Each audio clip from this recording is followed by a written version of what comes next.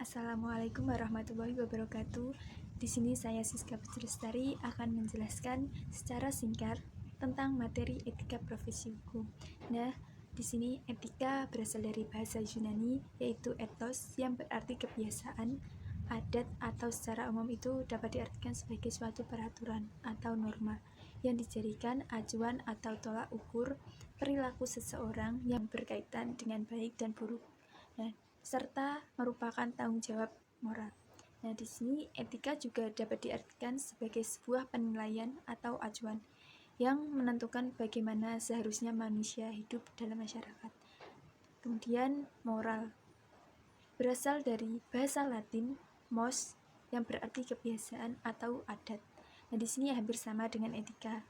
Nah, sedangkan menurut KPBI, moral merupakan ajaran tentang baik dan buruk yang diterima oleh umum. Nah, di sini kata baik adalah suatu yang dapat menimbulkan rasa kesenangan, kepuasan, atau keharusan lainnya. Sedangkan yang dimaksud buruk di sini suatu yang dianggap tidak baik, seperti menimbulkan kebencian atau kecemasan. Namun, untuk penilaian terhadap baik dan buruk itu berbeda di setiap daerah. Nah, tolak ukurnya itu juga berbeda. Hal ini dikarenakan faktor perbedaan agama, pola pikir seseorang, ideologi, bahkan di setiap daerah pasti ada adat kebiasaan yang berbeda. Nah, seperti halnya yang baik di daerah tertentu belum tentu baik di daerah yang lainnya. Hal ini juga yang membuat penilaian tentang baik dan buruk ini dikatakan relatif. Nah, etika itu merupakan poin penting yang harus diperhatikan dan harus dipelajari pada usia sedini mungkin, karena nantinya dalam segala hal kita akan selalu menerapkan prinsip beretika yang baik, entah itu dalam berinteraksi dengan orang lain atau juga dalam dunia pekerjaan. Nah, karena dalam pekerjaan sebagus apapun, dalam jabatan setinggi apapun, tetap harus memperhatikan aturan, norma, dan tingkah laku agar tidak terjadi suatu penyimpangan. Nah, sebagai contoh, saya memilih polisi. Nah, di sini polisi adalah suatu badan pemerintah yang bertugas menjaga ketertiban, keamanan, dan penegakan hukum, serta mengayomi masyarakat. Nah, dalam lingkungan pengadilan sendiri, polisi bertugas sebagai penyidik untuk mencari bukti. Nah, meskipun polisi berperan sebagai aparat penegak hukum ya, tetapi tujuan dan kewajiban polisi adalah mengabdi kepada negara dan pemimpinnya.